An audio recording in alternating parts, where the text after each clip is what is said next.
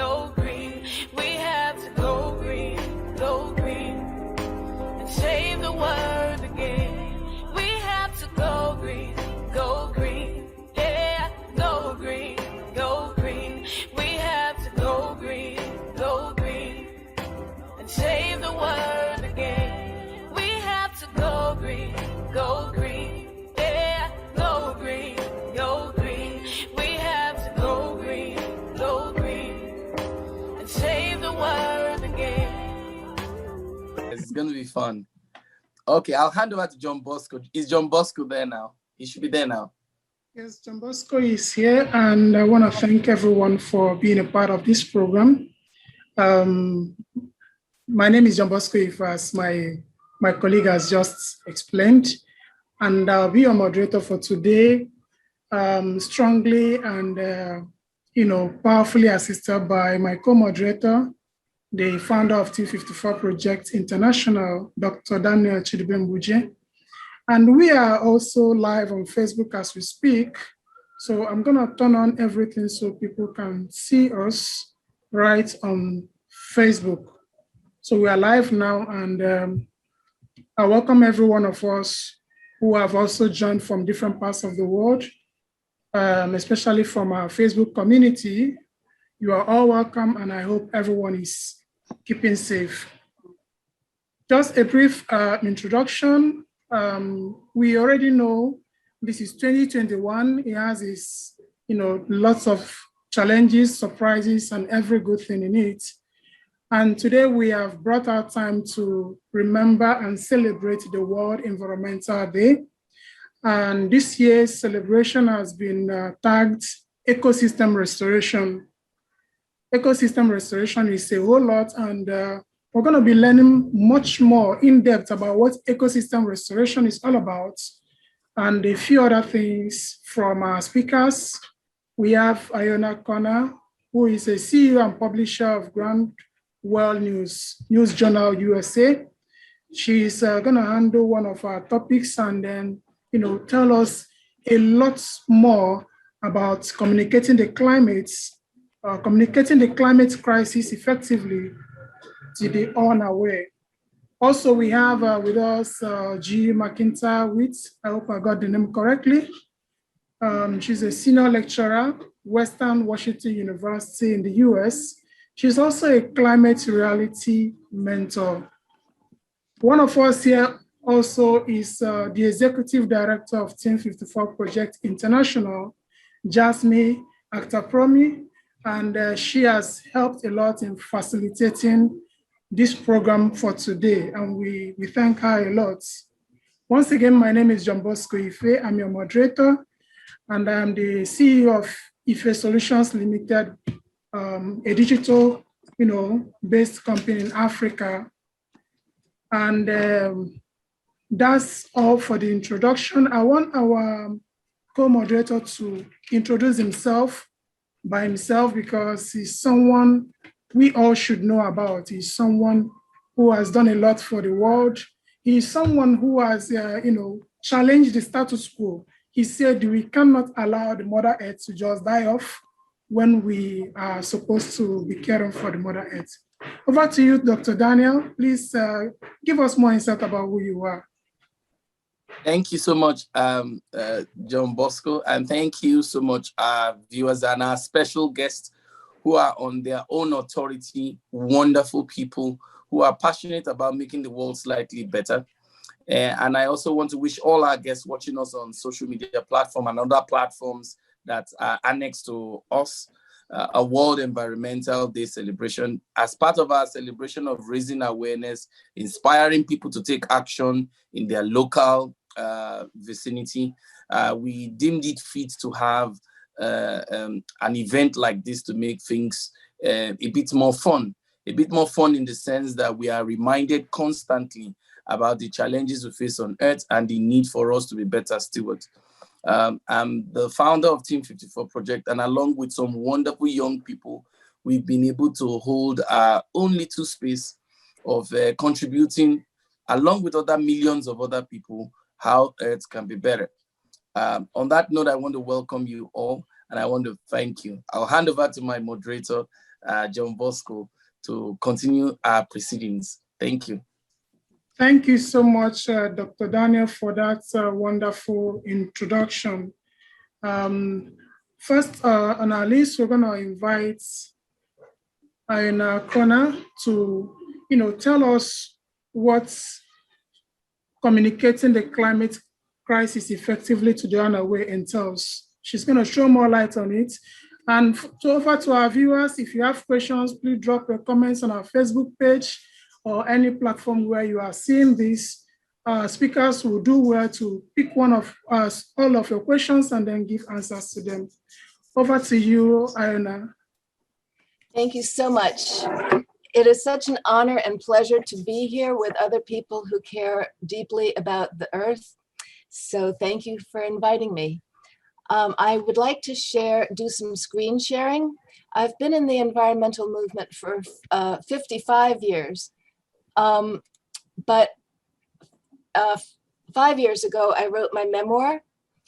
Is it possible for me to share my screen? Yes, you may share your screen.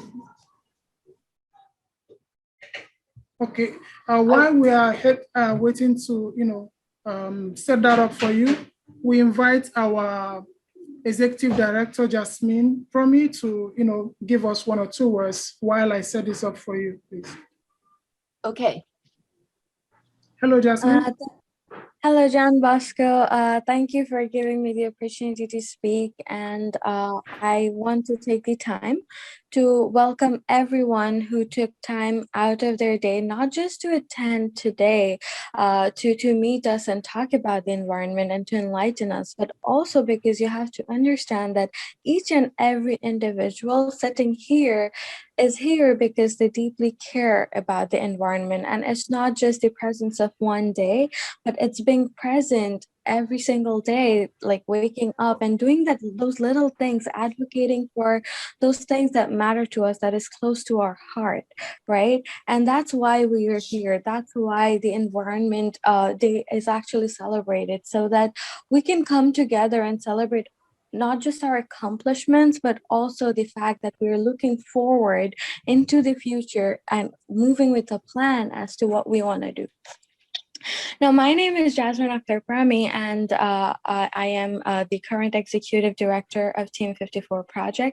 I would like to take the time to thank Johnbosco. He is the man behind the scene. And when I say that, believe it, please, like all the organizing of all these wonderful events that we come up with, it's because Johnbosco has been working relentlessly behind the scenes, right? And I am not a techie. I don't know how to handle the websites. I am not sure how to take care of all those details, but it's always him. And trust me, Daniel doesn't either, right? We are not techies, right? And I would and I would also like to take the time to thank our founder, Daniel Gbujie. What can I tell about this man? I mean, I met him nearly 2 years ago, and I met him at the United Nations, and almost instantly, both of us knew that we shared a deep passion, and you can just tell that there is some connection. And he immediately brought me on board. I initially started as the country coordinator of Bangladesh at Team54project. Eventually, I moved up to being his personal secretary, and today I'm the executive director. And much of the credit goes to this person because he has guided me. You have to understand that I'm pretty young, right, compared to Daniel. And at that time, did I have passion for the climate? Yes. Did I want to do something? Absolutely. But did I have a direction? Not necessarily. This is where someone who is more experienced than you comes into play, and Daniel has surely played that role for me. And I'm glad to say that he is not just a friend today, but his family is my family, and he has been there through thick and thin, right? So moving on and going further into the World Environment Day discussion, right? So, like I was saying, that it takes a little bit reflection into our past to see like what it is that we have already accomplished, and a little bit insight into the future, that where we are headed, right? To have a plan, to have a goal. We share a common goal, right? But you have to understand that climate change, our environment is okay. So we have to understand that environment itself is a huge thing. Also includes and involves our ecosystem, right? There is no environment without the ecosystem, right? Like when I was at school, we were taught like in kindergarten way, right? That there's a chain of system, there is this different kingdoms, right? There's a food system. See, all of this play a role in our environment. It's not just you, it's not just me, it's also the other species God has blessed this wonderful earth with, right? And it's important to take care of that. But when you say that I want to take climate action, that involves different things, right? That involves, I don't know, financing, right? Financing into the sectors, like into green energy, right? That involves advocating with your leaders, right? Leaders in your locality or worldwide. I don't know if you're in an international platform, right? That involves conveying awareness to people around you. That involves getting the knowledge as to what it is that I can do in my daily habits to help the environment, right? And you'll see Iona and Jill talk about some of these things today. And I would love to talk more and more, but I am even more excited to hear what the speakers have to say. So with that, I will give it back to our host, our moderator, Johnbosco. Johnbosco, you're doing great, and thank you so much for putting it together. Over to you. Hello, thank you everyone, and a great thanks to you, Jasmin. I had you mention my name a number of times, but it's all about you and Dr. Daniel, because if you didn't offer the platform, I may not have been able to do anything. So we'll go back to our speaker, Iona. Please let us know if you can now share your screen. Okay, thank you so much, Johnbosco. So like I was saying, I've been at it for 55 years now, but 5 years ago, I wrote my memoir, and I will have it published later on, but I have so many stories to share, and many of them are actually in my memoir. But one of them was something I experienced a very long time ago. I have to find it here.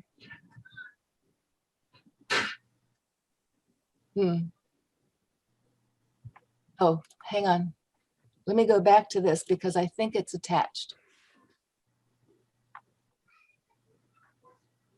Well, it isn't. I'll just read it to you.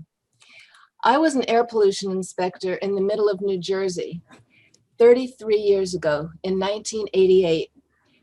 And my car broke down on a super, super busy highway in New Jersey. It had about 3 lanes moving each way. So this is what I wrote in my book. During one of my forays coming back from an inspection, my county car broke down on Route 287. As I sat at the edge of a stream of fast-moving traffic waiting for help, my gut told me that I was living in the wrong time. I wanted a life without TV and without cars. The Amish here in America have such a life. Mine is only minus TV, a very extraordinary way to live here. When we are watching TV, we are not really living. We sit around watching people pretend to be someone they are not. I had a few minutes to sit and think about all the air pollution these cars were creating as they whizzed past me. I had already been to smoke school where we learned how to gauge the degree of opacity from various plumes of smoke emitted by a contraption on the lawn at Rutgers University. So my eyes were trained to evaluate smokestacks, and nearly every single factory, business, store, or home has a chimney of some sort to allow the byproducts of burning fossil fuels to escape. As I sat on Route 287 awaiting rescue, I had another revelation. If one combines all the vertical stacks in the world and all the horizontal ones on these hundreds of cars and trucks passing me, it is clear that, and these 3 words are in caps, 5 words, we are cooking the earth. That was back in 1988, and it was the same year that Dr. James Hansen approached Congress and spoke with them, and he told them, the greenhouse effect has been detected and it is changing our climate now. Well, in all those years, things are just getting worse and worse. 31 years ago, I married John Connor, and we started the Grassroots Coalition for Environmental and Economic Justice. And now I want to share the screen again and show you my newspaper. And I'm going to talk a lot more about my newspaper later. But right here is the coalition mission. It's dedicated to creating the critical mass of active participants needed to bring ecological justice to this earth by providing information and resources to individuals which encourage and assist them to make lifestyle changes beneficial to the environment and to effectively grapple with local and global environmental concerns. So we wrote that 31 years ago, and we're still at it. 13 years ago, I started my global warming newspaper. And at the moment, oh, I think I just closed it out by mistake. Hang on a minute. Well, anyway, sorry about this. Maybe I can find it again. Well, this is going to be the new one. This one isn't done yet, but I am working with a lot of people in Africa primarily. And this is a man who's on our board who has started a vocational training institute in Cameroon. He got funding, and he offers classes like renewable energy, computer networking and maintenance, database administration, smart agriculture, and fashion and design. And he has put together such a wonderful program. They're accepting students now. And that was going to be a little bit later in my talk. But then on September 20th, 2018, I met Daniel in his home in New Jersey. And Daniel, I don't know if you'll remember this dress, but this is something I wore that day. This is a dress I hand stitched using no energy but my own. Wow. This is my earth dress. So even though I have been an air pollution inspector and worked in hazardous waste and been out protesting fracking and doing all these external things, when I'm home, I love to sew. So I just picked up my cloth and my needle and thread and made this dress. I really do want to try to show you my current newspaper. So let me see if I can find that for a minute. Excuse me while I fumble around here. Like Jasmin said, she and Daniel are not necessarily the greatest tech people in the world, and neither am I. Okay, now I have it. Let me go back and try to get it to you. Ah, here we go. Phew. All right. So this is my May issue. The vice president of our Grassroots Coalition board is Raj Pukhan from India. He's a super active guy in the climate movement. You probably know him or have heard of him. So he did a webinar. He helped facilitate a webinar on restoring the Greenland and Himalayan glaciers. So that was our front page story. This is just all about us. And this was from his webinar. I have several front pages on the climate emergency. And this is a mountain in Wales. I was actually on this mountain many years ago when I went to Wales to check my ancestry, and they are protecting their forests. Only intact forests can stave off climate change. These are scientific mothers who are battling climate change here in the US. And Fran, who is on this call, sent me this article about how a hummingbird stalled a pipeline for a while. I mean, sometimes all we can do is stall things, make them more expensive and hope they end someday. Here's an international reporter, Stephen Leahy from Canada. New rules for our climate emergency. An avalanche of climate bullshit is underway, and that's for sure. So he's trying to show us how to be aware of, what can we believe? There's a lot of greenwashing. And just to skip down, here are his new rules for our climate emergency. Reward climate safe behavior. You can read it. Partial act, but she had courage and she did it. I really love to try to publish stories about women because so many of us women are not as visible as we need to be. Here's a little group in Cameroon. This is not the one I was talking about earlier. This is another one. And he has 3 principles for his work: trust, respect, and understanding, which is something we all need to do with everybody. I mean, whether they're with us or not, we need to respect them. Here's a fabulous group from Zimbabwe. They've been working really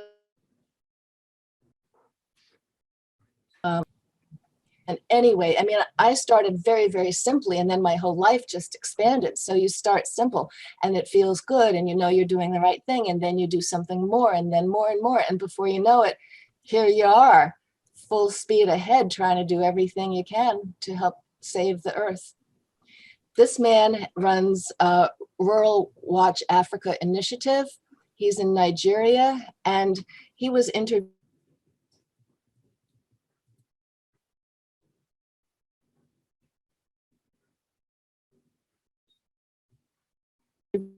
dilapidated school. That's what their school looked like. Hello, IONA. He's trying to get more digital awareness and ability into the community so that people can network and learn more and do more. Hello, IONA. He arranged for 100 medical people to come give care to those who were sick. Hello, IONA. Thank you so much. Could you please wrap up in a minute?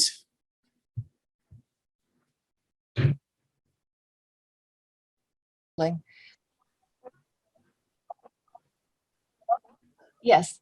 Okay. So that's my newspaper. That's how it goes. I'll just zip through it. Good news here. And then we have messages. These are orphans. This is a tour man in Uganda. And we publish messages. And we have good quotes. When I find them, we are called to assist the earth to heal, indeed to embrace the whole creation and all its diversity, beauty, and wonder. This will happen if we see the need to revive our sense of belonging to a larger family of life with which we have shared our evolutionary process. Okay, that's it. Thank you. Yeah, thank you so much, Anna. We are running out of time, and I will share a new link while this program is going on. So look out for another link to join the next session. While I'm getting up the link, my co-moderator would take up from here. Thank you, Johnbosco. Thank you so much, IONA, for that wonderful presentation. You have some couple of questions which we picked up from the social media platform. I know you may not be aware that there are questions on the social media platform and our emails, but we'll come back to you shortly after our second guest does her presentation. So your questions are there, and some of them are funny, while others are really mind-boggling. Thank you so much for what you do, and God bless you, and Mother Earth bless you. The next speaker is someone who is very, very instrumental to what I have become. She gave me a chance when many did not give me a chance. And, you know, she has even gone beyond to be like a climate mother, you know, to me, my family, and to the organization. Through her, I have been able to give lectures at the Western Washington University, an African village boy who never dreamt one day that classes of tens of scores of people will be listening. And I'm in my third year of giving the lecture. Not only has she done that, she's a humble woman and she's unassuming. You will not even know that she is in the academic sector. And she has brought creativity into how the climate messaging should be done in the university institution where our young minds are being groomed. I want to present to you Miss Jill. Miss Jill, over to you for your presentation. Thank you so much. Welcome everybody in this virtual space, whether you are here on the Zoom or in Facebook, social media, or watching this recording. I'm thankful to be here today on World Environment Day. Thanks to Daniel with Team54project for inviting me. And I am here to talk about connecting the dots between climate justice and changing our diet. So just a short presentation. I could probably talk for 2 hours on all of this stuff, but I'm trying to condense it down into a short presentation. So basically, I'm going to talk about why I'm here doing this work, a little bit about climate justice, food justice, and changing diet. So this image was taken actually within my lifetime, and it was a time when we thought we were going to be studying more about the moon. And with this image and other images of the Earth, it actually opened up the world to start studying more about the Earth when we can see the home we live on, and there is only one. And so I want to recognize that, and the fact that we are all living on this planet wherever we are on the world, and we are living at an extraordinary time where we get to decide whether or not humanity survives. And that is a really heavy ask, but it's the reality. And so we all can use our skill sets to help bring change forward that we need to see in the world for future generations. So I was born in Seattle. A little bit about myself, so the context of how I came to this work. As you can see, there was a lot of natural beauty, the water, the mountains, albeit a major city. Then I moved to Los Angeles when I was 8 years old, and I knew something was wrong with this picture, and the pollution was horrific. And I just knew I wanted to do something. I wasn't sure what at that time. Fast forward to, well, in my adult years, I became an activist, a human rights activist. And then in 2006, I saw the movie An Inconvenient Truth about climate change. And I knew that we needed everybody to know about climate change so we could take action. And so I started focusing more on climate change and climate justice work. And the reason is because I didn't want my two daughters asking me when they're older, this was back in 2006, I don't want them asking me why I didn't do anything when I had the chance. So I try to do all I can. I organize in my community to help with various campaigns, but really in the sense of helping people connect their hearts and their passions and their desires for change to the things that they care most about. And as you'll see, everything is all interconnected in regards to climate justice. I went back to get my master's around the time of the Paris Climate Agreement, and I realized that we needed to do a lot to move governments to take bolder action, as well as businesses, as well as ourselves, to address climate justice. So I wrote a field manual. It's full of a lot of resources. It's a free download at that website to help people organize and learn how to be better climate communicators, as well as learn about climate justice. So not knowing where everybody's at in terms of understanding where greenhouse gases come from, just in terms of our impact on the earth personally, you know, we need to think about what's behind our consumption, right? We need food, we need heating, transportation is a part of our lives, and consumption patterns are a part of our life. So where could we make impact and change? There's all of these different ways that we are bringing greenhouse gases into the atmosphere. As our earlier speaker was talking about those, pipes going horizontally and vertically, and all the pollution that's going into our atmosphere as if it's an open sewer, polluting for free, just dumping it. So what does that mean? Well, we are dumping 152 million tons of carbon pollution into our atmosphere every day. That's humans and animals doing that. And so we can see the impacts of that through the air pollution and the smog. This is in China. They have huge issues with air pollution, as well as other parts of the world. For example, in Nigeria, Lagos is the largest African city, rapidly expanding and growing, and the pollution impacts are grave. And household pollution actually kills millions of people a year, and Nigeria bears the largest percentage of that when you look at the global picture. I'm going to be talking in the global context for today. And this is like where I live in Washington State.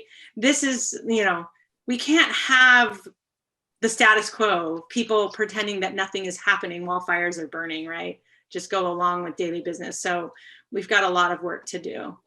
And now going to food, focusing on food, climate change impacts the food supply in a variety of ways. You can see here from increased floods and drought and higher temperatures and more fires, as well as changes in diseases and pests and nutrition and toxins. So increased toxins, decreased nutrition.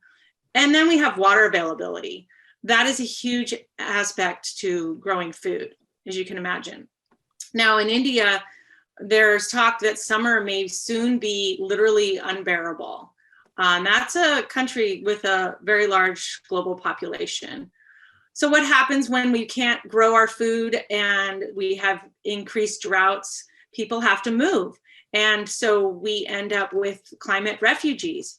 And this is a huge problem globally. And there was an encyclical written by the Catholic Pope, one of the religious leaders in the world, talking about how the gravest effects of all attacks on the environment are suffered by the poorest. And this is where the justice impacts are highlighted in the fact that we have climate justice as racial, social, economic, and environmental justice. And what we need to consider is that the countries that are creating the most pollution aren't suffering as much as the countries that are doing the least to create climate change are suffering the most as far as impacts go. And that's a huge injustice. And those are injustices across racial, social, economic, and environmental justice. It all intersects. And it's important to understand that if you are wanting to work on issues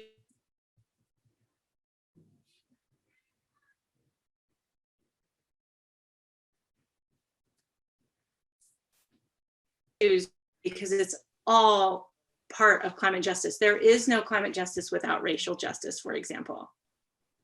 So in terms of how is our food getting impacted, there's been studies done that they're feeling like there's not as much recognition about how sensitive our crops are to heat. And so that's something that we need to be thinking about. And also as temperatures rise, so does water use. So increased population, people are demanding water, the crops demanding water, intensive energy production requires water, industry, as well as animal production. So agriculture, animal agriculture, that is. And then we can even further describe that as industrial agriculture, animal agriculture, as well as plant agriculture has a high water need. So water scarcity affects more than 40% of the world's population. So here's a map that shows the greatest impacts to water scarcity in Asia. And you can see the orange and red primarily through Asia, as well as Central America. And then we have orange and darker yellow, which is 10 to 40% in Northern Africa, as well as Southern Africa, a little bit of greater than 40% down there in South Africa. So that's important to note, because when you think about the world's population and where people live, most of the people live in Asia, where they're having the greatest water scarcity. So if you connect the dots to growing food for large amounts of people, where there's a lot of water scarcity, there are going to be big issues. And you can see the next up is Africa, where there was a lot of orange and yellow in that map, as you can see here. So let's move on here. And so in Asia, for example, palm oil is one of the key drivers of rainforest and tropical deforestation worldwide. And granted, palm oil may be necessary for food in Asia, but a lot of palm oil is used in products that are sold all over the world. So this is where we need to be thinking about, okay, well, what changes can we make in our diet that can have less of an impact on the earth? Do we need to have palm oil in so many food products, right? And is this how we should go about growing palm trees for palm oil, or is there a more sustainable way to do that instead of chopping down the rainforests and having this giant monocrop?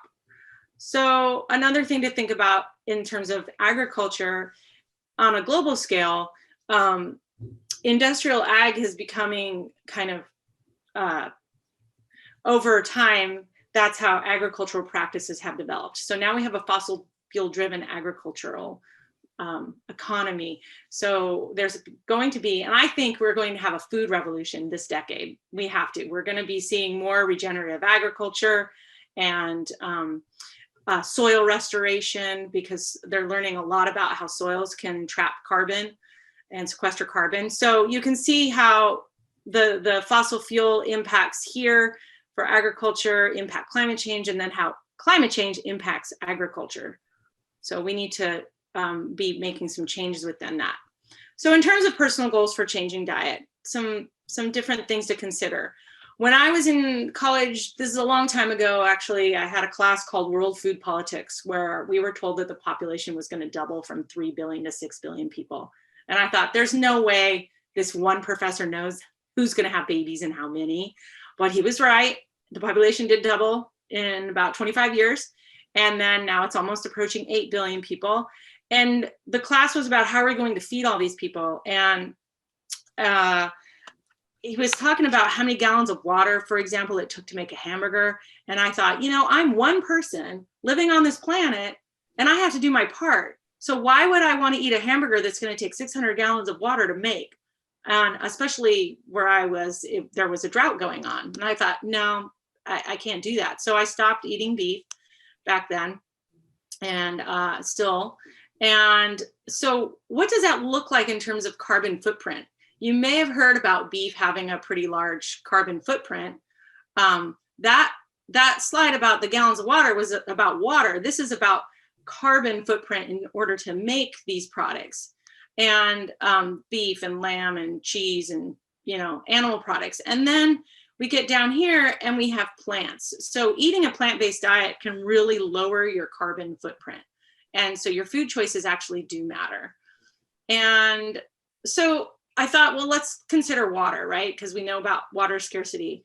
And how much water does it take to produce all of these different types of products? So, for example, a liter of tap water is a liter of water it takes to make that. If you're going to drink bottled water, it takes water in the systems to, you know, produce the bottle, to fill the water, the energy it takes, you know, the water. Anyway, you can see the whole map here. But look at the difference between drinking tea and coffee, right? So maybe you might want to make a switch there.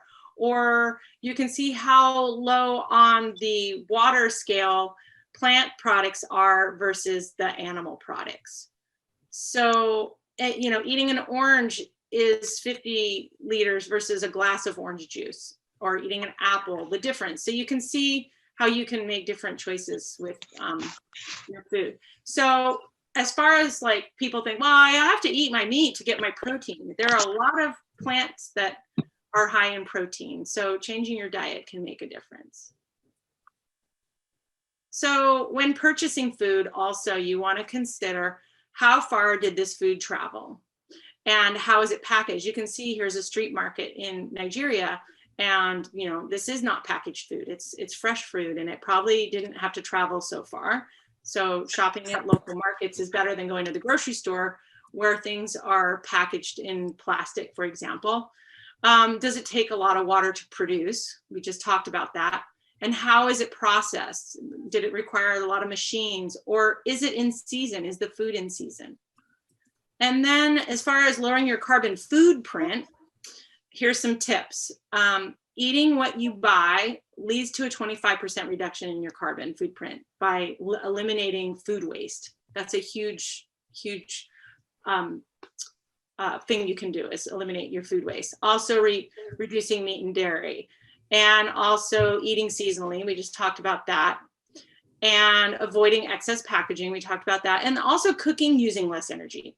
So using a pan lid to not let the heat escape, and reduce the heat where possible when you're cooking, and turn off the gas when it's not in use. So basically, you must be the change you need to see. You must be the change.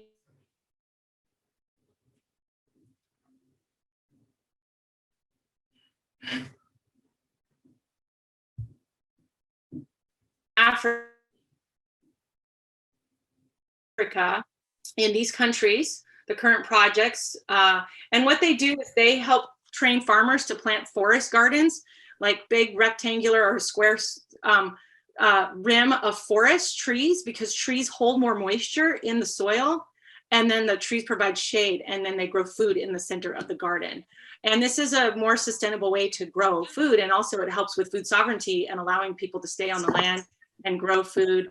And I just love how when you plant trees, this is from their website, you build resilience for the environment and families, you change the planet and people's lives for the better, and you foster healthy, thriving communities, and encourage children to go to school, and women's empowerment, their food justice. You give farmers the training they need to grow food in a sustainable way.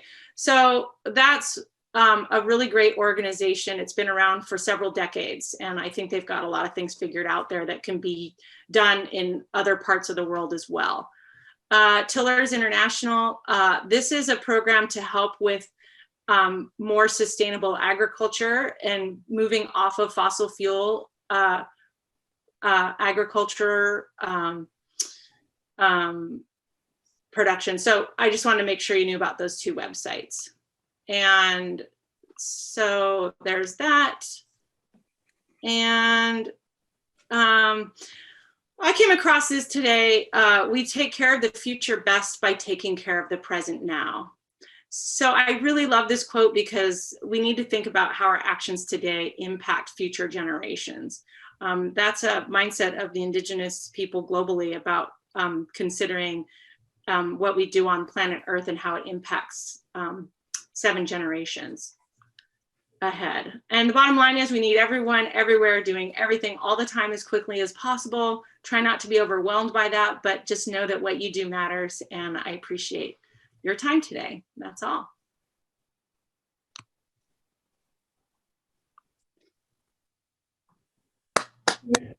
Thank you so much, Ms. Jill, for this wonderful presentation.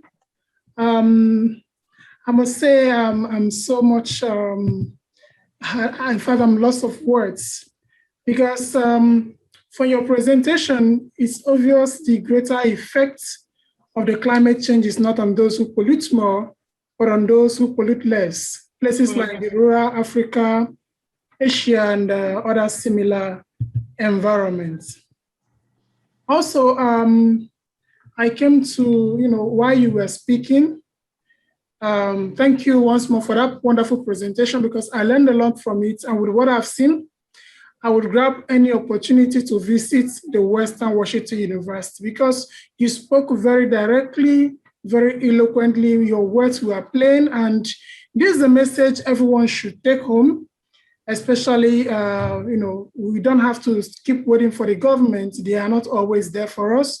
We have to start from what we can do at home, like IONA has been sewing her, her own clothes, reducing the wastage of energy. This is our way of indirectly saving the Mother Earth. We have a couple of comments and questions from Facebook and our email. From Melly Louise, she said, can we get your presentation, Jill? I love the color. Yep. What do you have for that, Jill? Wait, that she loves the color? Yes, she would like to, get your presentation. Oh, so with the Climate Reality Project, we aren't allowed to share the slides. I can take some of the climate reality slides out and share some with the person. They can email me at jill@climatejusticenow.earth. Okay. And I'm happy to share all the non-climate reality slides. Okay, great. So we also have for my own slides, so I'm happy to share. All right. We also have Jill Namdi from Southeast Nigeria. She's saying palm oil is a great ingredient in Africa cooking too. She's now asking, how can we plant better? We need a lot of help in this part of West Africa. She want to know how West Africans can plant the palm oil better. From your presentation, it's obvious, it's a nice way to support the protection on Mother Earth. That's a really great question. I think researching how best to grow palm oil, if it's a possible crop in your area, maybe it's not something that you can grow there very well. So it's making sure that the crops that you can grow there can be grown and be sustainable. I want to mention, like, where I live, we grow raspberries, but we grow the raspberries for like the whole world. Like, we're the largest raspberry producer, which is like, why do we need to grow raspberries for the whole world? Like, that's not very sustainable, right? There's a lot of transportation involved. And do we really need raspberries all year round from our freezers in, different parts of the world? So, and we have cows that produce milk, and then the milk gets dried.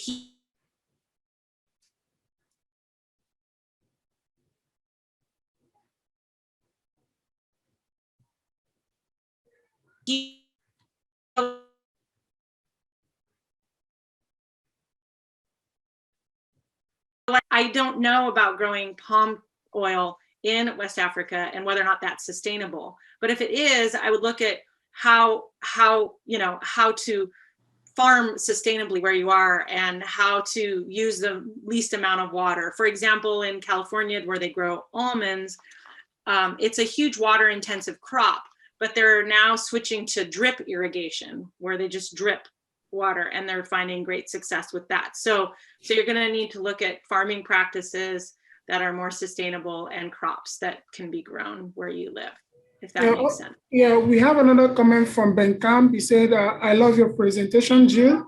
Jill is right about other alternatives to protein, and Taylor International is a great organization from North Dakota. So we have a lot of comments here, people saying we need the world needs our protection. We have Nadam from India supporting what you said. And this goes a long way to tell us that what you said is clear and everyone understands it. Johnbosco, there are also questions for IONA. I think it's in the earlier. Yeah, I see them as well. We are heading on to IONA. Hello, IONA, are you with us? Hello, IONA. Yes, I'm here. Okay, we've got some wonderful questions for you, and we'll be reading them out. So, let me quickly read out the ones that are earlier, then you can pick up from the later ones. So 21 minutes ago, the question is for IONA. There are some questions for IONA. It was sent to our email and our platform. Okay, why is it important? IONA, this is for you. In your presentation, the person here did not put a name, but he's saying, why is it important to highlight the climate story? And I love that you are sewing your dress. Okay, the person says he loves that you are sewing your dress on your own. Why is it so important that we get this climate story out through mass media platform? I guess that's where it is. Then I'll read out the next question. Well, do you want me to answer that one first? Yes, please. While I okay. scroll All down. Right. Thank you. Thank you so much for that great comment. I always try to find new subscribers to my newspaper because I want to give people a sense of hope and also some scientific information that's necessary. And that's why I have like a foundation of trying to find stories that reflect love, peace, beauty, compassion. And the people in Africa are like my folk heroes because they have such a strong sense of community, whereas they're not just growing food for themselves, but they're taking care of the orphans at the same time and planting trees and doing a whole lot of climate work. So those are the stories I love to publish best of all. And then I try to post it on my Facebook pages, and anybody who ever wants to be on my email list, just email me at groundswellnews@pa.net. Okay. Another question is from Mbata. Ayana, are you hearing? Yes. This question is from Mbata. I think it's from Cameroon. Mbata is saying, why is it difficult to get everyone on board the climate message? Okay, no, let me rephrase it. He didn't put it well. What he's trying to say is, why is it difficult to get everybody on board to take action on climate? Is it because we have a climate messaging problem, or is it because we have people problem? Or I guess, is it both? So why do you think there's difficulty in getting everybody on board this climate messaging problem? That's your area. Or is it because of the people problem? That's another perspective. Or is it because of both? Both. Thank you. Absolutely both. There aren't enough people who care. And most of the mainstream. Some time. Hello, Daniel. Thank you for being with us up until this time. Thank you so much. Please lend your voice. IONA and Jill has been, drilling us through what we need to do to save Mother Earth. Please lend your voice as well. Thank you. The mic is yours. Okay, well, I just think both of them have done a terrific job. I think we all realize that the biggest issue is trying to get more people involved in more significant ways, and they're both talking about how we can do that. We have to inspire people, we have to reach them where they are, we have to give them ways to participate, and we have to make them want to participate and to enjoy participating. It doesn't have to be something difficult or bad. It can be something that's actually better for you and better for the environment, and especially if you're working with other people. I think I'm just all encouraged by everything that both of them are saying. As IONA knows, I'm a big advocate of regenerative agriculture, and one reason I like it is because it doesn't really involve so much external inputs. Your solar panels and your wind turbines are all great, but they require a tremendous amount of initial inputs, whereas regenerative agriculture doesn't really require a lot. It just requires a few shifts in the way we do our agriculture, and we can produce better agriculture, and we can also do tremendous things for the environment, because the soil, as both of ours, Jill especially was mentioning, but both of them, the soil can absorb tremendous amount of carbon dioxide and keep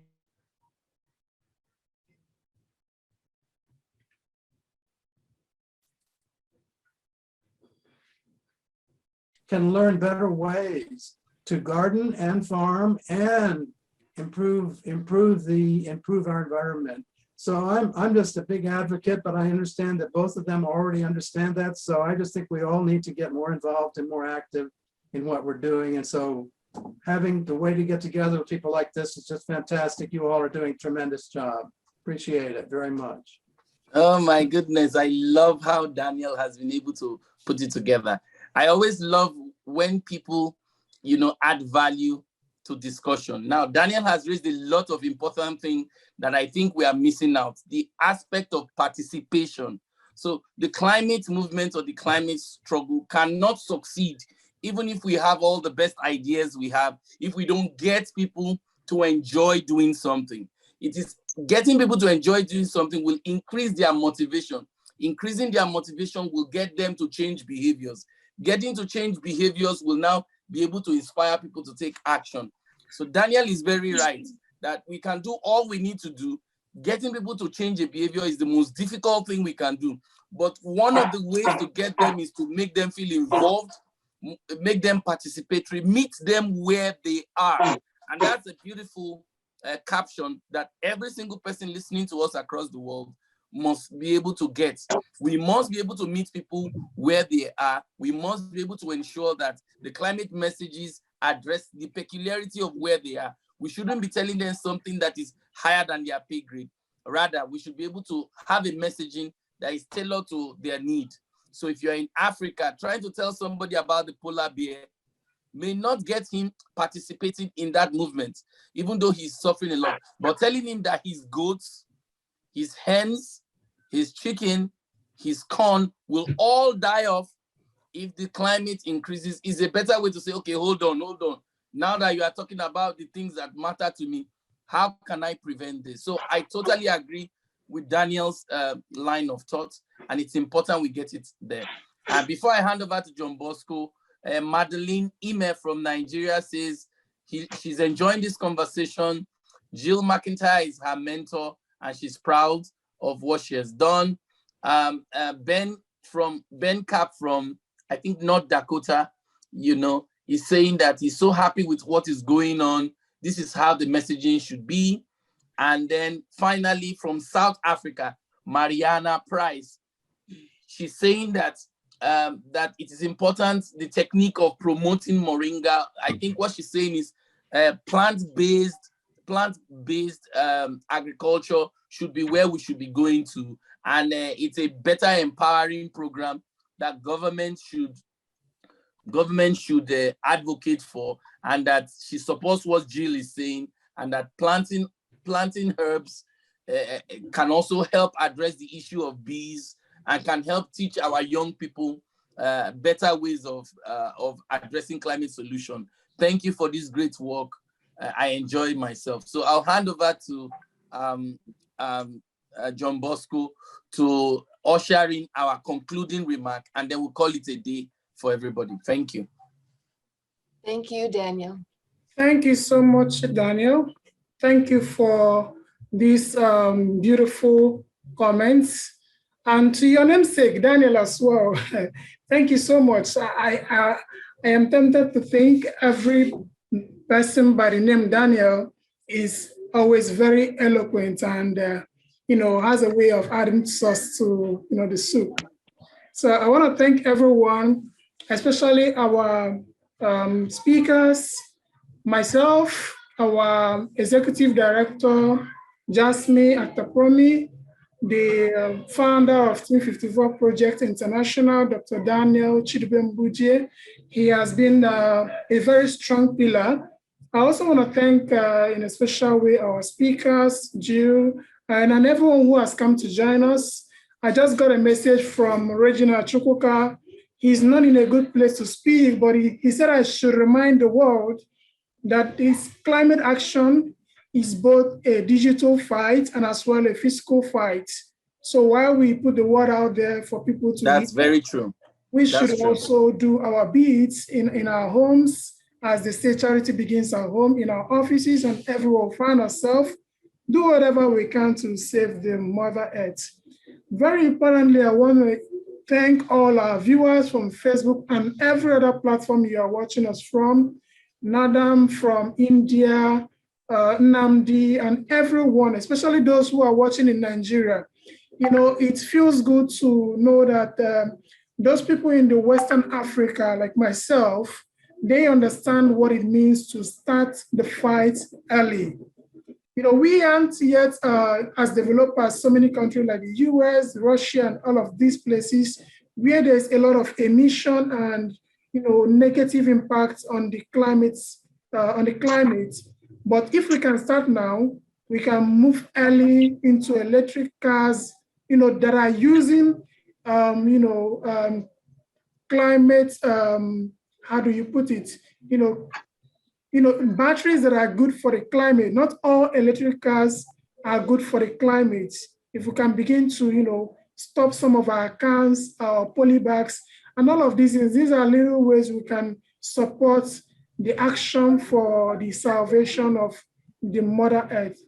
And with this, I want to also thank all of us and convey a message from our executive director, Jasmin. Jasmin is saying she's happy with the way we have come together under the, you know, support of the Team54 project to push out this message to everyone that this climate action is a fight for everyone. It's not a fight for the elite or for those who are in schools. It's a fight for my mother in the village. It's a fight for my brother in Guyana. It's a fight for my sister all over the world. And together we can make a difference. So with this, I want to say thank you once more and then wish all of us well. Please, if you're on Facebook, take some few minutes to listen to this song. This song is by one of our members. Her name is Prevera Linus. Prevera Linus created this song to promote the green action, otherwise known as the climate action. The title of the song is Go Green, and it's produced by Candy Brown. Please take a moment to listen to the message in this song, and that will be all for today. We hope to see you some other time, and we say bye for now. Thank you. Can we take a picture before we all go? Yes, we can do that. Johnbosco, yes. Can we take a picture before we all go?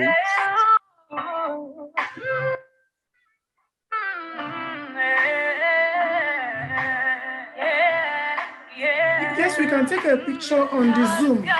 I have muted, yes, on the Zoom. Yes, I have muted the Facebook, so we can have our time on Zoom here. Okay. Give me a few seconds.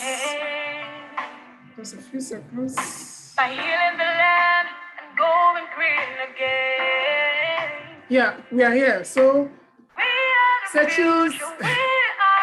Please. Yep, we are together. Thank you. This is a wonderful presentation. Yeah. Internally, I want to thank Dr. Daniel Chidubem. You know, he was mentioning my name. Jasmin was mentioning my name. But we all know that without him, nothing was going to take place. So I want to thank him for never giving up. He has a very tight schedule. He has, you know, a lot of programs, you know, under his sleeves, but he still brings out time for all of us. Thank you, Dr. Daniel. And thank you once again to everyone, to Jill, to IONA. Jill, I hope to see you soon, and IONA too. I want to have a kind of clothes you are so by yourself. I want to have something. Oh, neat. Johnbosco, how do we get Daniel Adams to also make a presentation for us? Because I love his contribution. I love his contribution because it's straight to the point. It's hitting those things that are not said. It is the things that are not said that are preventing our message of climate story from getting to everybody. So the things that are not said is that we are alienating some people. We are not participatory enough. And most of the meetings are always at the high level. People don't get to high level, you understand? But the actions need to be done at the low level. So I totally agree with Daniel's submission is that that we so much have quoted and have polished the message at a higher level, you know, and then leaving those guys behind or below, you know, to struggle to do the messaging. Whereas what we should be making noise more should be at the lower level, encouraging participation at the lower level, and deactivating or depublicizing at the higher level. Because the higher level is all about talk, but it is the action that is needed to address climate change. The talk is good, negotiation is good, don't get me wrong, but what will get the trees planted are actions, not the words, not the speech, not the saliva, not the eloquence. So I agree with Daniel that participation should be what we should be hammering more on. There's need for us to encourage participation at the ground level, and all the funding to support this participation, to give it more coverage, either through mass media, we should support. But that participation is there. It's good we get them to love what they are doing, because if they don't love what they are doing, there will not be enough motivation to carry it across. So I completely agree with Daniel's messaging, and this is what we should be preaching, instead of repeating and rehashing things that are often very controversial, and then people get lost in the how many parts per million are we looking at? What's the carbon footprint? It can be difficult for someone who is not science oriented, and 90 to 80% of our people are not so specific for those sciences. What they want to know is, will my kid be able to go to school again if this rain or this flooding continues? What will life be for me if I'm to transition to a better dieting, or I'm supposed to use the dieting stuff? So I think, Johnbosco, we should work with Daniel and see how we can craft that messaging of participation, climate participation, and craft the messaging of domesticating this knowledge and de-advertising the elitist messaging, and then uplifting, using IONA's platform, you know, to uplift the grassroots, you know, and showing what they are doing. What do you think, Johnbosco? Yes, thank you, Dr. Daniel. Like I said, I am beginning to agree that those who have the name Daniel, they always have a lot of sauce. Yes, you know, it's evident, and I believe everyone agrees with me. So like you said, it's not about the speaking, it's about the action. And that is why it's not called climate speaking, but climate action. Over the years, I've been on particular research because I see the oil spillage, what, you know, the coals and all of these resources we use in generating power always has, in one way or the other, some adverse effects on the environment. So you see some people using nuclear energy to generate power, and this has been a very big concern for me. So I went into a research, which I am currently doing. I've gotten the first prototype. I wasn't satisfied, so I broke it down and started all over.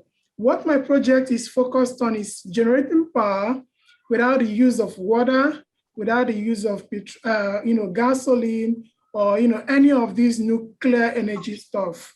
So no need to build dams. And, you know, the beauty of this project is it's going to be mobile.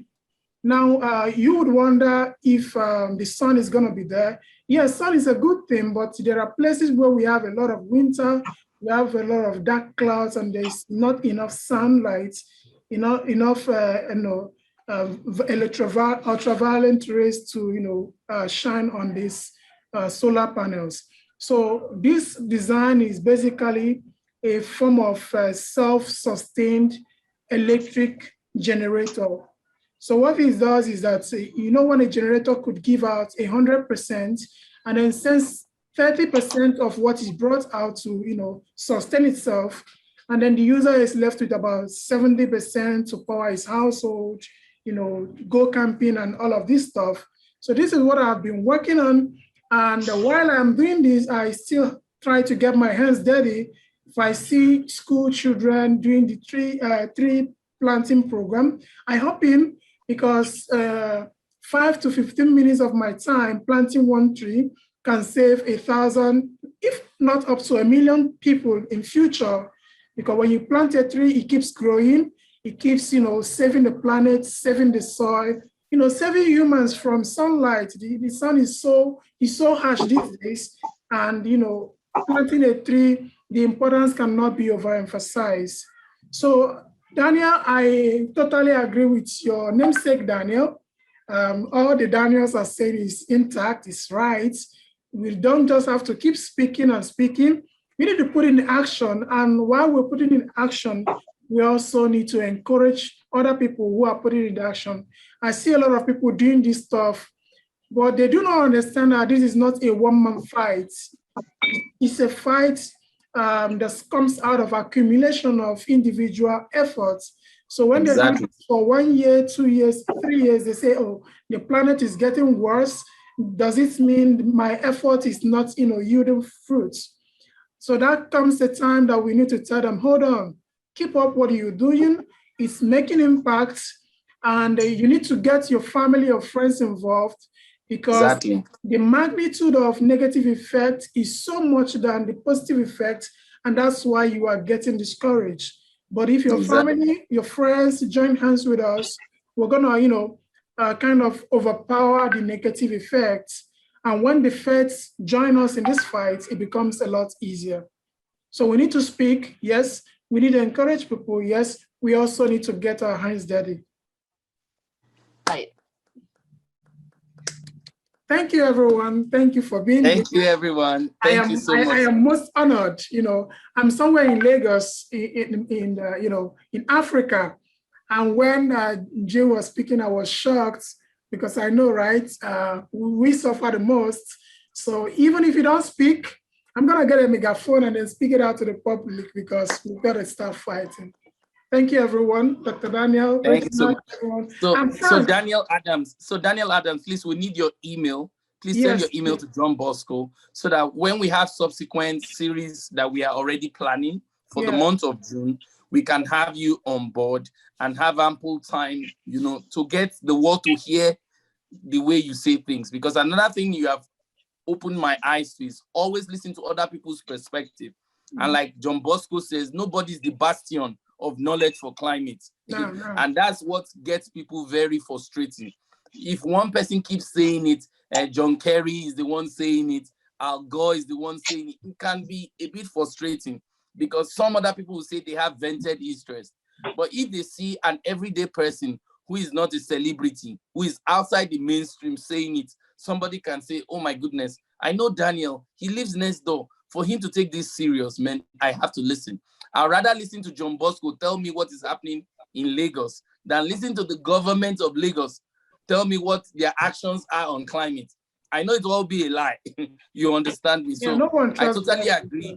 I totally agree, that we need to have this series, bring Daniel on board, bring more of IONAs on board, and let people be able to know your stories can be shared on her platform. Of course, her platform has criteria that she can always guide you, so that we don't also spew out things that are contradictory. We focus more on the action and leave out the controversial things for the elitists and the scientists to flash out. I have another presentation with some UN officials in the next 45 minutes, but I'm very excited and I'm very happy for the new partnership. So Daniel, please make sure you send your email. Daniel, please send your email in the chat so that we can all have it together. I would save it out, so if we have other programs, we'll reach out to you. Exactly. Thank you so much. Bye, everyone. Thank you, Jill. Bye, thank you, Iona. Bye. Bye, everyone. Thank you. Yeah.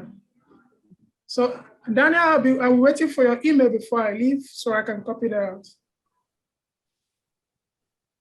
You can always reach me through IONA. IONA always is the person that makes sure that I hear about things. Oh, great. But in the meantime, if you want, you can reach, she will always be able to connect me with whatever you are doing. So you can give me an email to send to you if you like, but I'm just saying we can always work directly with IONA, and that's a great way to keep in touch.